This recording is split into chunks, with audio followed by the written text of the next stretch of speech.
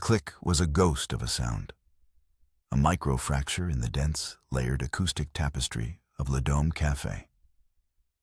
It was a noise so insignificant, so exquisitely brief, that it was immediately absorbed and nullified by the clatter of heavy porcelain on marble tabletops, the bronchial hiss of the overworked Fiamma espresso machine, and the multilingual murmur of afternoon conversations that swirled like expensive, cloying perfume through the perpetually smoky air.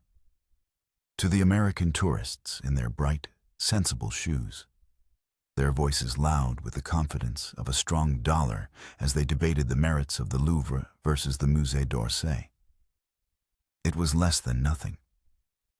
To the Parisians in their elegant scarves, chain-smoking acrid Gauloises, their faces buried in the broad sheets of Le Monde, it was a phantom synapse firing in the city's vast, indifferent brain.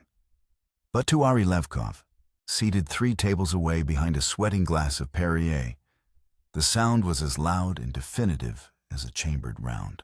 It was the meticulously engineered, spring-loaded snap of Tamar's tortoiseshell compact mirror closing, a sound he had been conditioned over hundreds of hours of drills to recognize, a sound he could have identified in a hurricane. It was the signal, Matrak Adam, red target, positive identification. The asset was in play.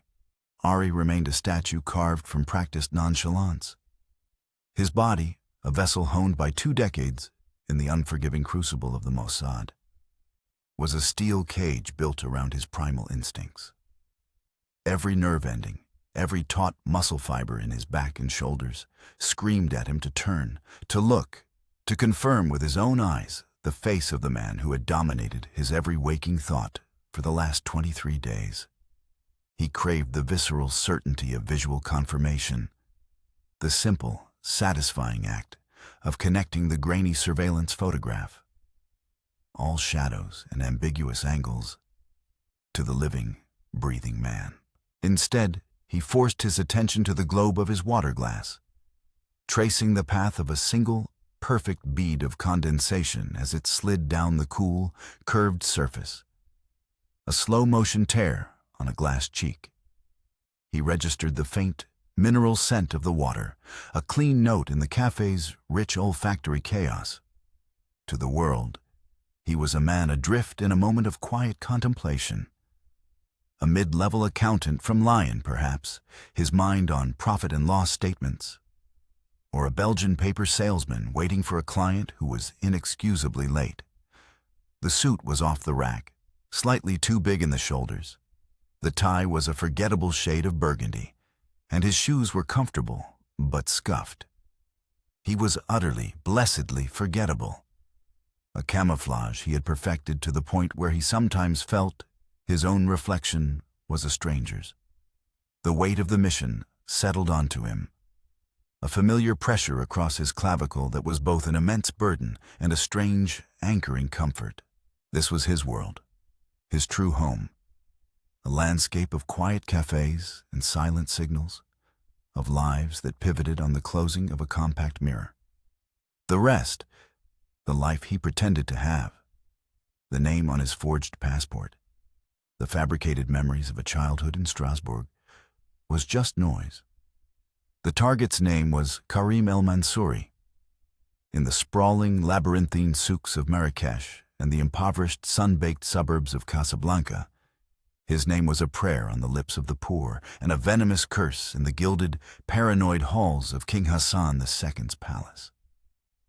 He was a paradox wrapped in a contradiction. A Sorbonne-educated intellectual who spoke of revolution with a poet's fire. A charismatic orator whose speeches on pan-Arab socialism and the inherent corruption of monarchy were distributed on crackling, bootlegged cassette tapes that passed from hand to hand in the darkness. To the king, a man still reeling from 2 nearly successful military coups that had left the palace walls pockmarked with bullet holes, El Mansouri was not just a dissident. He was a cancer that had metastasized abroad, a voice of sedition that had to be excised with brutal precision, before its poison reached the heart of the kingdom. To the Mossad, he was a chess piece on a much larger, more complex board. The king wanted him silenced, and in the intricate, bloody calculus of Middle Eastern geopolitics, the king's continued friendship was a strategic asset Israel could not afford to lose.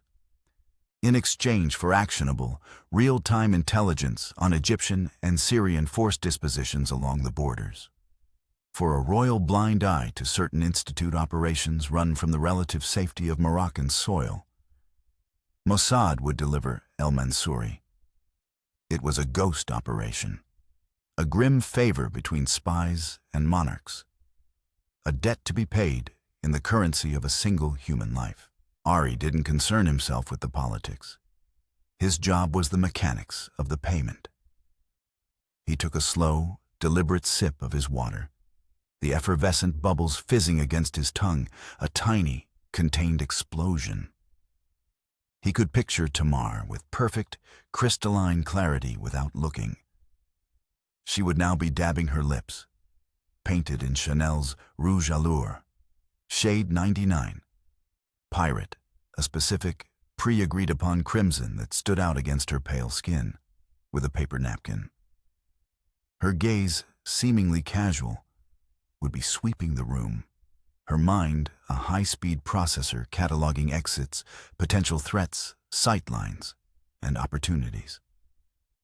She was the best of the Katzas, a human chameleon who could flawlessly inhabit the skin of a wide-eyed Sorbonne art history student one moment and a jaded, high-class courtesan the next. Today, she was the former, her table artfully littered with pamphlets from a Monet exhibition, her expression one of thoughtful, academic boredom. No one would ever guess that beneath her cream-colored silk blouse, her heart was beating a steady, cold rhythm of 60 beats per minute, or that her eidetic memory had already captured every detail of el-Mansouri's face. The deep-set, weary eyes, the precise trim of his revolutionary's mustache, the nervous, repetitive way his index finger drummed a silent, anxious rhythm on the tabletop. El-Mansouri was not alone. He was meeting with two men who radiated an earnest, unsubtle idealism that was almost painful to watch. French journalists, by the look of their rumpled corduroy jackets, their ink-stained fingers, and their impassioned, conspiratorial gesticulations. Left-leaning, probably for a publication like Libération, the kind of men who saw el-Mansouri as a romantic freedom fighter, a modern-day Che Guevara, not as a pawn in a dozen different intelligence games being played by masters he couldn't even imagine. They were animated, leaning in, hanging on his every whispered word. El-Mansouri, for his part, looked exhausted. The life of a political exile was a relentless grind of cheap hotels, clandestine meetings in public places, and the constant, gnawing fear of a familiar face in a crowd. A car that lingered too long on a quiet street. A phone call that clicked and went dead. He believed his enemies were all in Rabat. He had no idea they were sitting 3 tables away, drinking French mineral water and planning the precise mechanics of the end of his life.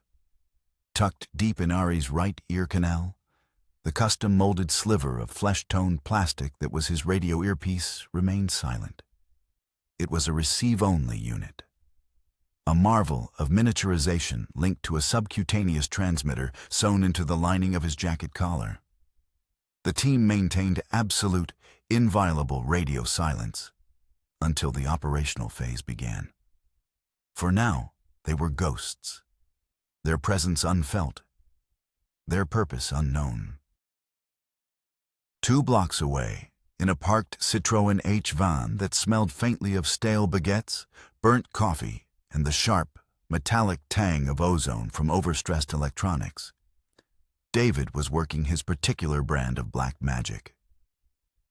David was the Gadnai, the technician, a pale, stoop-shouldered genius from Haifa who could coax secrets from the very air. His van, disguised as a plumber's vehicle, Plomberie Dubois et Fils, was a rolling fortress of signals intelligence. From his bank of consoles, their green CRT screens casting a sickly glow on his face, he was sweeping the local frequencies, monitoring the Gendarmerie Nationale bands around 425 megahertz, and, most importantly, using a highly directional parabolic microphone, a Telinga Pro X dish the team called the Whisper Catcher, aimed with laser precision at the cafe's large plate glass window. The minute vibrations on the glass, caused by the sound waves of the conversation inside, were being translated by his processors back into the hushed, urgent French of El Mansouri and the journalists. Across the street, affecting an air of profound Gallic indifference as he leaned against a Morris column plastered with peeling advertisements for a Johnny Hallyday concert and an Ionesco play, was Eitan. Eitan was the antithesis of Ari, where Ari was a scalpel designed for precision and subtlety. Eitan was a hammer forged in the fires of Sayeret Matkal, a large, dense man with the neck and shoulders of a bull. He had somehow mastered the paradoxical art of making himself small, of blending into the urban landscape like a gargoyle on a cathedral. His job was brutally simple: overwatch and enforcement. If things went sideways, if the French DST showed up unexpectedly, or worse, if El Mansouri had his own unseen bodyguards, Eitan would be the one to create the bloody, violent distraction that would allow the others to melt away into the Parisian crowds. He was the failsafe, the human breaker switch, the guarantee that even in failure, the team would survive. Tucked in a worn leather shoulder holster under his left arm, the compact, utilitarian weight of his silenced Makarov PM pistol was a familiar comfort. He could feel the checkered grip against his ribs, its blued steel worn smooth at the edges from years of practice draws. It was a simple, reliable tool for a simple, reliable man. Ari finished his Perrier. It was time. He placed a few francs on the table, enough to cover the bill, and a small, forgettable tip that was neither too generous nor too stingy. He stood, stretched his back as if stiff from sitting too long, and walked out of the cafe without a single backward glance. He didn't need to look. He knew, with the certainty of a physicist calculating orbital mechanics, that Tamar would rise and leave precisely 90 seconds later, and that A10 would detach himself from the advertising column 30 seconds after that. It was a ballet of shadows they had rehearsed 100 times in 100 different cities, from the humid streets of Buenos Aires to the cold cobblestones of Vienna.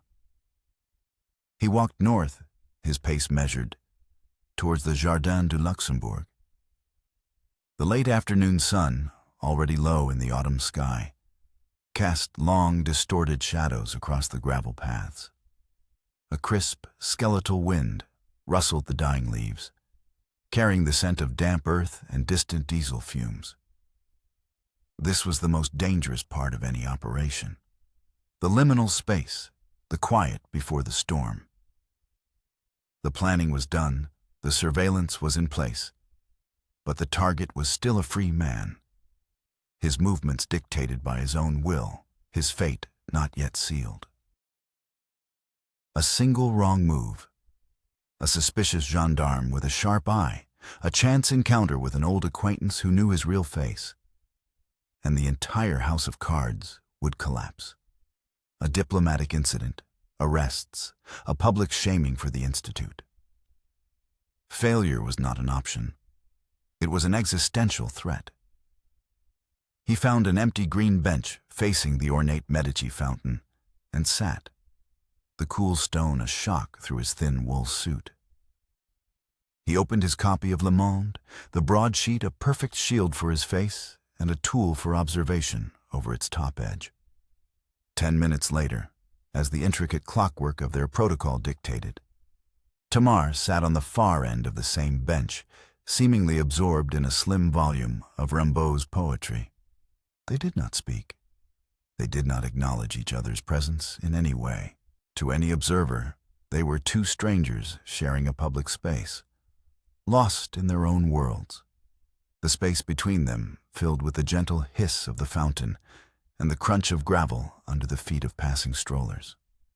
"He's on edge," Tamar said, her voice a low, throaty murmur, carefully pitched so it wouldn't carry past the confines of the bench.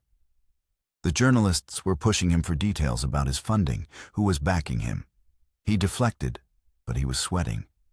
I could smell it, even over the coffee. Fear and cheap cologne. "His schedule?" Ari asked, his eyes methodically scanning the columns of print, a perfect pantomime of reading the day's financial news. "A meeting tonight." He didn't say with whom, but he referred to the location as the usual place. More importantly, he's booked on a flight to Geneva tomorrow morning. Air France, Flight 212. Departs Orly at 0900. Geneva. The word landed like a stone in Ari's gut. That changed everything. The original plan had allowed for a comfortable 48 hours of pattern-of-life analysis before they made their move. They would have watched him, learned his habits, his routines, the routes he walked, the places he felt safe. Now, they had less than 18 hours. The margin for error had just evaporated into the cold Parisian air. "David, report," Ari whispered into his lapel, his lips barely moving. The microphone was a pinprick in the fabric, smaller than a grain of rice. David's voice, tinny and filtered through the tiny earpiece, filled his ear. The whisper catcher picked up fragments. He confirmed a package he needed to deliver in Geneva, called it a matter of life and death. After the journalists left, he made a call from a public payphone on the corner of Boulevard du Montparnasse. Untraceable line. He spoke Moroccan Arabic. The call was short. He confirmed a meeting for 10 p.m. at the Brasserie Lip. Brasserie Lip, a famous, sprawling, brightly lit restaurant on the Boulevard Saint-Germain. A very public place. Too public for a snatch and grab. It was a stage, not an alley. This was an unwelcome wrinkle. "Any sign of counter-surveillance?" Ari asked, the question sharp, probing for weakness. "Negative," David replied. "He's either clean or he's one of the best I've ever seen. My money is on clean. He's an ideologue, not a trained operative. He feels safe in Paris. He's a fish who doesn't know he's being watched by sharks." "No one is safe in Paris," Ari muttered to himself. He methodically folded his newspaper, the crisp creases a reflection of his own rigid self-control. "Tamar, your phase is now active. We need access to his hotel room, immediately." "He's at the Lutetia," she said, not looking up from her book of poetry. "6th floor, room 614, facing the quiet inner courtyard." Ari paused, the newspaper held still in his hands. "How do you know?"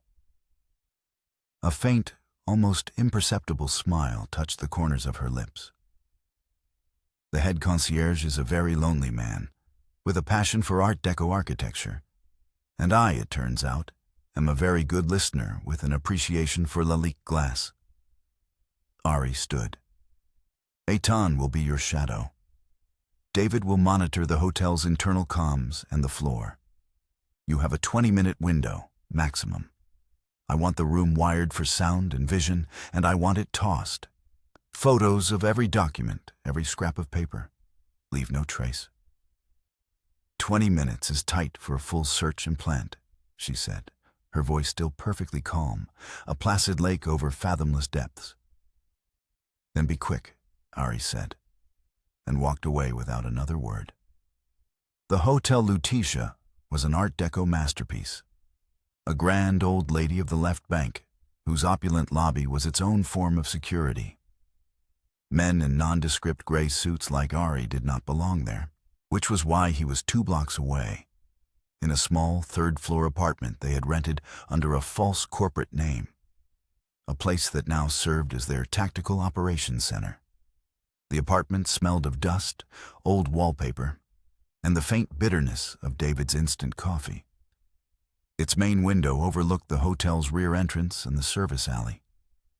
David, having relocated the van, had already risked everything by patching directly into the building's main telephone junction box in the basement. A high-wire move that could be detected by a sophisticated sweep, but a necessary one. Ari watched through a pair of Steiner 8x30 binoculars as Tamar approached the hotel. She was no longer the thoughtful art historian. In the back of David's van, she had undergone a metamorphosis. Now she wore a chic, impeccably tailored Chanel suit in navy blue. Her hair was swept up in an elegant chignon, and she walked with an air of brisk, unassailable authority. She was a woman who not only belonged at the Lutetia, she looked as if she might own it. Eaton, transformed into her chauffeur in a simple black uniform and cap, followed 10 paces behind, carrying her empty suitcase. He looked bored, subservient, and to Ari's trained eye, utterly lethal. "She's approaching the front desk." David's voice crackled in Ari's ear. "I'm initiating the diversion. Stand by." Ari, listening to the hotel's internal phone line via David's tap, heard the operator's polite voice, then David's, digitally altered to sound like an elderly, irate German industrialist. "This is absolute unacceptable.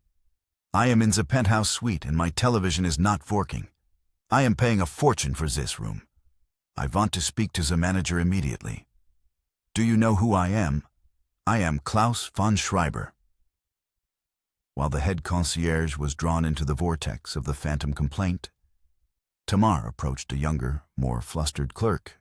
Ari couldn't hear her words, but he could imagine them. She would be charming, a little helpless. She'd left her key in the room. How terribly silly of her. Could he possibly let her in? Her husband was already upstairs resting, she'd say, with a conspiratorial wink that promised a generous tip. The young clerk, distracted by his manager's increasingly frantic attempts to placate the shouting German on the phone, would be eager to solve her simple problem and get rid of her. "She has the key card," David confirmed, his voice a low monotone. "She's heading for the elevators. Etan is holding back, watching the lobby." The next few minutes stretched into an eternity. Ari's focus was absolute. His world compressed to the view through his binoculars and the sound in his ear. He was a conductor, and his orchestra was spread across half a dozen city blocks. A single missed cue, a single wrong note, and the symphony would collapse into a cacophony of sirens and disaster. "She's at the door to 614, David reported. "Hallway is clear." Tamar would use the hotel's key card, but only as a decoy to mask the subtle sounds of her own tools. Relying on the hotel's key would be amateur hour. It would leave an electronic record of entry in the hotel's primitive computer system. The Mossad left no records. She slid a slim gem between the door and the frame, the thin, flexible steel finding and depressing the main latch with a soft snick. For the secondary deadbolt, she pulled a small leather case from her purse. Inside, nestled in velvet, were a custom-ground set of Bogota-style picks and a tension wrench. With the wrench applying slight pressure to the lock cylinder, she inserted a pick, her fingers impossibly sensitive, feeling for the faint click of the pins as they aligned, one by one. The lock turned with a well-oiled whisper. "She's in," David said, his voice tight with tension. "Clock is running." Inside room 614, Tamar was a blur of silent, fluid efficiency. First, the search. She moved with a practiced economy, her hands gliding over surfaces, checking behind pictures, under the mattress, inside the toilet tank. She was looking for the package. Documents, microfilm, a code book. Then, the bugs. A tiny quartz-locked VHF transmitter, disguised as a Phillips head screw, was swapped into the base of the telephone, broadcasting on a secure, frequency-hopping channel centered at 173.225 MHz. A pinhole video camera, its fiber-optic lens threaded through a seam in the damask wallpaper, was positioned to give a clear view of the desk and the bed. The work was delicate, requiring the precision of a watchmaker and the nerve of a bomb disposal expert. She photographed every page of a notebook on the nightstand with a Minox B subminiature camera, its lens no bigger than a shirt button, its gentle click swallowed by the ambient noise of the hotel. 10 minutes remaining. David's voice was a metronome, counting down to potential disaster. Through his binoculars, Ari saw a hotel maid pushing a linen trolley toward the elevators on the ground floor. His blood ran cold. "David, we have a problem. Maid is heading for the 6th floor." "I see her," David said, his voice sharpening. "Tamar, you have incoming. Abort and egress. Repeat, abort and egress. Now." Silence from Tamar. On the phone tap, Ari could hear the concierge still arguing with the fictional German tourist. It wouldn't hold him forever.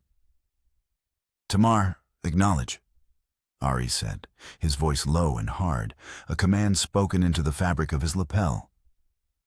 More silence. He could picture the scene with sickening clarity. Tamar, deep in her work, the room's contents spread across the bed, her delicate tools laid out. The rattling of the maid's trolley coming down the hallway would sound like an approaching freight train.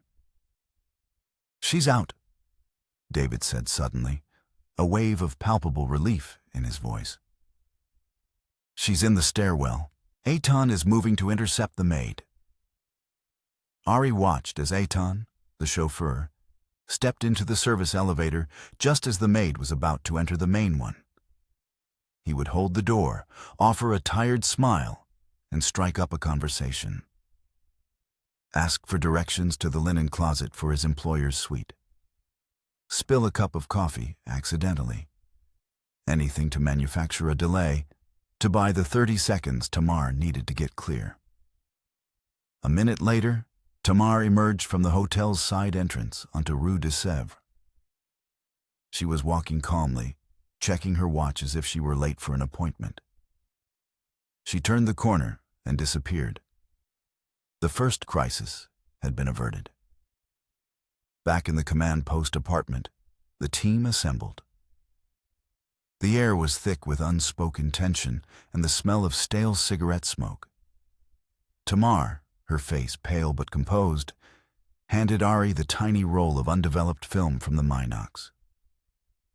"He's clean," she said. "No package, no documents. A few books on political theory, a change of clothes, a copy of the Quran. That's it. He's carrying whatever it is on his person." "The bugs are in place?" Ari asked. She nodded. "Both. The audio transmitter is live. The video is wired to a micro-cassette recorder hidden in the ventilation duct. I'll have to retrieve it later. But it's there." David, hunched over a crackling receiver, held up a hand for silence. He adjusted a dial, filtering out a layer of static. The faint, muffled sounds of room 614 filled the small apartment. The distinct sound of a key in the lock, the door opening, then closing. El Mansouri was back. They could hear him moving around the room, the sigh of the mattress as he sat heavily on the bed. Then, the whirring, clicking sound of the rotary telephone dial. "He's making a call," David whispered. They listened, transfixed, barely breathing. El Mansouri was speaking Arabic again, his voice low and urgent. "Yes, it's me," he said into the phone. "The meeting is still on. 10 o'clock. No, I have it with me. It's safe. It never leaves my sight. I will see you then." He hung up. The package was on him. This complicated everything. A physical snatch was always the messiest, most unpredictable and most violent option. The Brasserie Lip is a nightmare scenario, Eitan said, speaking for the first time. His voice was a low rumble, like stones grinding together. Crowded, street-facing windows. The police station for the 6th arrondissement is only 4 blocks away. If he screams, the whole street will hear it. He won't scream, Ari said, his mind already racing ahead, assembling a new plan from the wreckage of the old one. Because he won't be taken from the brasserie, he will be lured out. He looked at each member of his team in turn, his gaze hard. We're changing the plan. The film producer contingency is a go. But I'm moving up the timeline. I will be the producer. Tamar, you will be my assistant. Eitan, you and David will handle the extraction vehicle. The new plan was audacious, bordering on reckless.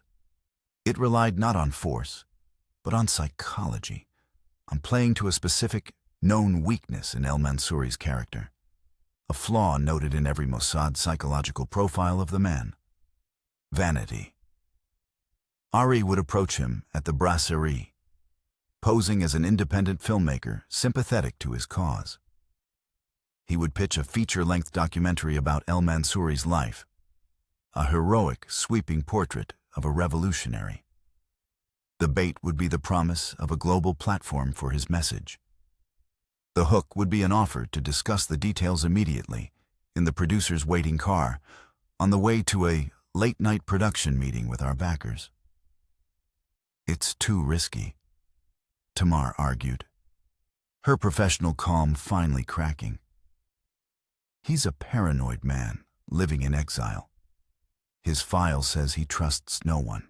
He won't get in a car with strangers in the middle of the night. He's not just a paranoid man, Ari countered, his voice sharp with certainty. He's an egotist.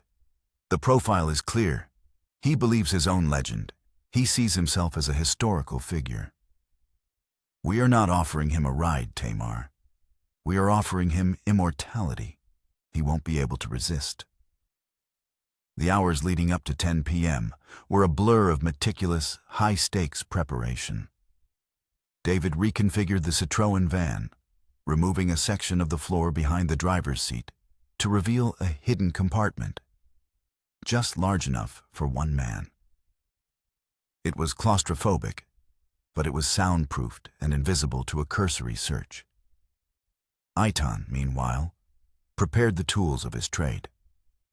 He checked the action on a syringe filled with a fast-acting sedative, succinylcholine, a depolarizing neuromuscular blocker that would immobilize El Mansouri without killing him.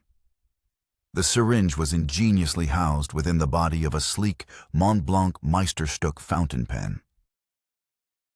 A firm press of the cap would extend a hypodermic needle less than a millimeter long from the nib, just enough to break the skin and deliver its payload. Ari and Tamar transformed themselves.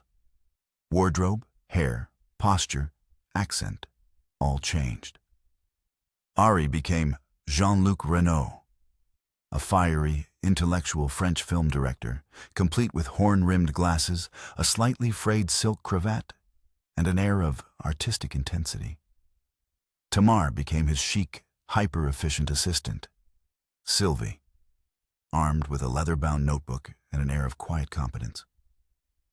They rehearsed their dialogue, their backstories, the fictional film company they represented, Les Films de la Vérité. Every detail had to be perfect. At 9:45 p.m., they were in position.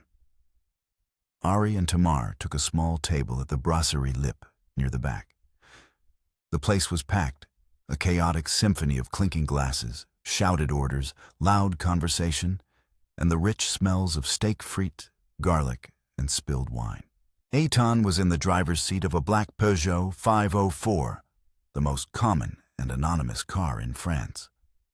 Parked directly across the street, engine idling. David was in the Citroën van half a block away, monitoring all communications, his screens showing a schematic of the surrounding streets, ready to guide the getaway through the labyrinth of Paris. At 10 o'clock on the dot, Karim El-Mansouri walked in. He was alone. He paused just inside the door, his eyes darting nervously around the crowded, boisterous room. He located a small, empty table near the front window, sat down, and ordered a coffee. He was waiting. "He's waiting for his contact," Ari murmured to Tamar over the din. "The person he was supposed to meet." "What if they show up?" she whispered back, her knuckles white around her small clutch purse. "Then we abort and we take him on the street tomorrow. It will be bloody." They waited. 5 minutes passed. 10. El-Mansouri was growing agitated. He checked his watch repeatedly, his drumming fingers now a frantic tattoo on the table. His contact was late. This was their opening. The universe, in its cruel and indifferent way, had handed them a gift.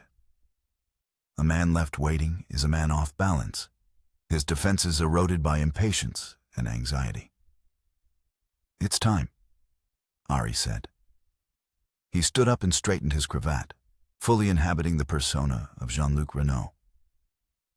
"Wish me luck." He navigated the crowded tables, his expression a carefully crafted mask of dawning recognition and intellectual excitement. "Monsieur El-Mansouri? Forgive me for intruding. I am Jean-Luc Renault. It is an incredible honor to meet you." El-Mansouri looked up, his face a mixture of surprise and deep-seated suspicion. "Do I know you?" "No, but I feel I know you," Ari said, his French accent flawless, cultured, Parisian. "I have followed your struggle for years. Your courage, your words. They are a profound inspiration." He gestured vaguely back towards his own table. "My colleague and I, we are filmmakers. We are preparing a documentary on the great revolutionary voices of our time. Che, Lumumba, and you. We believe your story must be told to the world." He saw the flicker in El-Mansouri's eyes. It was the glint of vanity, a powerful force at war with a lifetime of paranoia. Vanity was winning. "I am flattered, Monsieur Renault, but I am here to meet someone," he said, though his tone was softening, the hard edges of suspicion beginning to round off. Of course," Ari said, smoothly pulling up a chair without waiting for an invitation. "I won't take a moment. But this is destiny, no? To find you here. We have been trying to reach you for weeks. We have secured funding from a Swedish consortium. Complete artistic freedom. We want to put you on screen, in your own words. To tell the world the truth about the tyranny in Morocco." The bait was set. Ari could almost feel the hook sinking into the man's ego. Karim El-Mansouri, the great orator, the man who lived by the power of his own voice, was being offered the biggest stage of his life. "This is most unexpected," El-Mansouri said, a faint smile beginning to form. "I would have to think about it." "Naturally," Ari said smoothly. "But time, it is always our enemy. My producers are in Paris for one night only. We have a meeting across town in half an hour. I know this is audacious, but would you consider joining us? We could discuss the broad strokes of the project on the way. My car is just outside." It was the critical moment, the pivot upon which the entire operation rested. El-Mansouri hesitated. He glanced at the door one last time, then back at Ari. His contact was a no-show. The intoxicating promise of a film, of a legacy, hung in the air. "Very well," El-Mansouri said, the slow smile spreading across his face. "A brief discussion. Why not? It seems fate has intervened." Ari's heart hammered against his ribs, a frantic bird in a cage. But his face was a mask of artistic delight. "Magnifique! Sylvie!" he called. and Tamar glided over, her smile radiant and professional. They walked out of the brasserie together, a bizarre trio: the doomed revolutionary, the phantom filmmaker, and his deadly assistant. The cool night air hit them, a welcome shock after the stuffy heat of the restaurant. Across the street, the Peugeot's engine purred, its headlights cutting through the darkness. Aitan got out of the driver's side and opened the rear passenger door, the perfect image of a dutiful, slightly bored driver. "Monsieur Renault," he said in a gravelly voice. "After you, Monsieur El Mansouri," Ari said, gesturing with a flourish toward the open door. El Mansouri ducked his head to get in. In that split second, as his body was halfway into the car and off balance, Aitan moved. It was not a violent shove, but a smooth, irresistible application of pressure from his hip and shoulder. He guided El Mansouri into the seat, sliding in right behind him, slamming the door shut. The car's central locking system engaged with a heavy, final thud. It happened so fast, El Mansouri didn't even have time to register the trap. Before he could process the sudden confinement, before his mind could form a question or a protest, Ari, in the front passenger seat, turned around. He was holding the Mont Blanc pen. "I am truly sorry about this," Ari said, his voice now flat, devoid of any accent or warmth. He pressed the cap. The needle, fine as a wasp's stinger, pricked the back of El Mansouri's hand, where it rested on his knee. His eyes widened in shock, then confusion. He opened his mouth to shout, but no sound came out. The succinylcholine was a lightning storm, roaring down his spinal cord and overwhelming his nervous system. His muscles went rigid in a single, massive contraction, then went completely slack. His head lolled to the side, his chin resting on his chest. He was conscious, his terrified eyes darting around the dark interior of the car. But he was completely paralyzed. A prisoner in the silent, dark cell of his own body. "Go," Ari said to Tamar, who had already slid behind the wheel. The Peugeot pulled away from the curb smoothly, merging into the river of Parisian traffic. No one on the crowded sidewalk had noticed a thing. To any casual observer, it was just three people getting into a car and driving away. Inside the car, the silence was absolute, broken only by the sound of El Mansouri's ragged, shallow breathing. Aitan was already searching the paralyzed man, with practiced, impersonal efficiency. He reached inside El Mansouri's jacket and pulled out a thick, sealed manila envelope. He handed it to Ari. Ari didn't open it. That wasn't his job. "David, we are mobile," Ari said into his lapel. "Give us the route." "Take a right on Rue de Rennes," David's voice directed from another world. "Avoid Saint-Sulpice. There is a police checkpoint. I'm routing you through the back streets. ETA to the safe house is 12 minutes. Tamar drove with an unnerving, focused calm, her hands steady on the wheel. In the back, El Mansouri's eyes were wide with a primal terror that Ari would never forget. He could see, he could hear, but he could not move a single muscle. He was living his own waking nightmare. Ari forced himself to look away, to focus on the taillights ahead. In this line of work, empathy was a liability, a poison that could paralyze you as surely as any drug. They arrived at a nondescript house in a quiet, working-class suburb south of Paris. The garage door opened before they reached it, a silent black mouth, and Tamar drove straight in. The door closed behind them, plunging them into darkness before the bare bulbs of the garage lights flickered on, casting harsh shadows. The house had been rented by a different Mossad unit a month earlier, a sterile, anonymous place.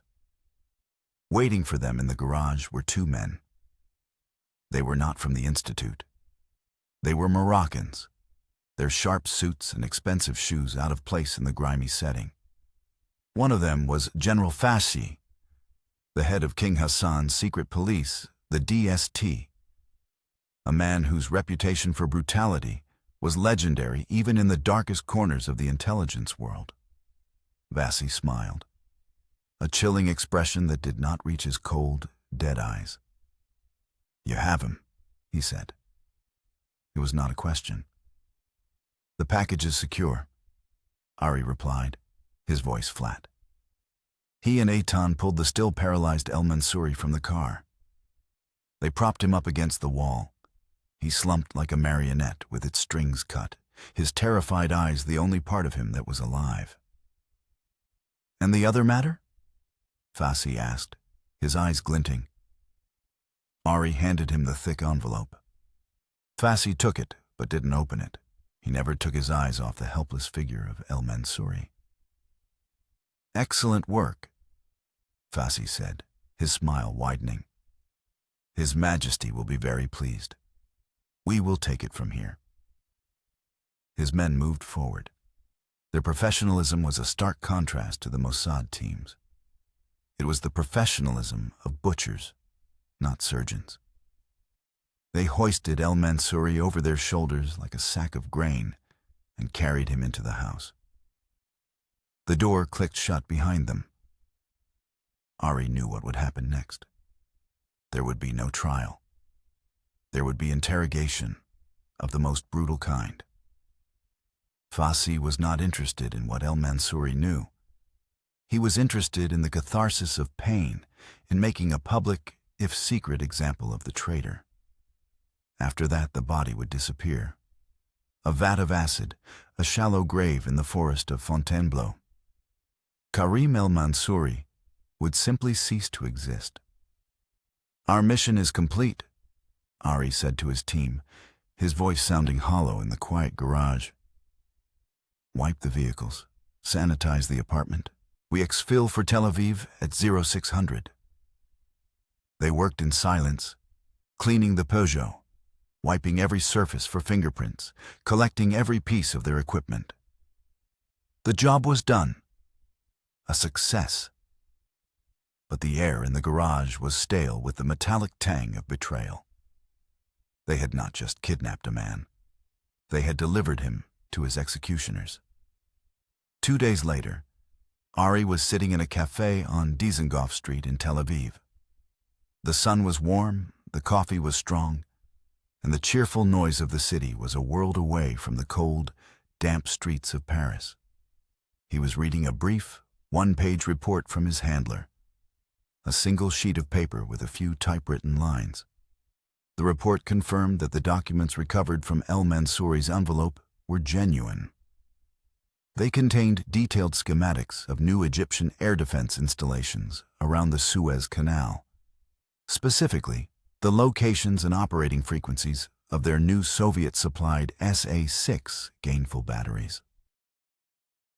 It was an intelligence coup of the highest order, information that would save Israeli pilots' lives. The favor to the Moroccans had been a cover. The real mission was always the documents. El Mansouri was not the target. He was just the courier. At the bottom of the page was a short, handwritten note in blue ink. Nightingale sang its last song. Well done. BB was the code for the head of Mossad, the old man himself. Ari carefully folded the paper, took out his lighter, and burned it in the ashtray, watching until it was nothing but a fragile black curl of ash. He stared out at the bustling street, at the young soldiers laughing, at the families shopping, at the life that went on, oblivious and precious.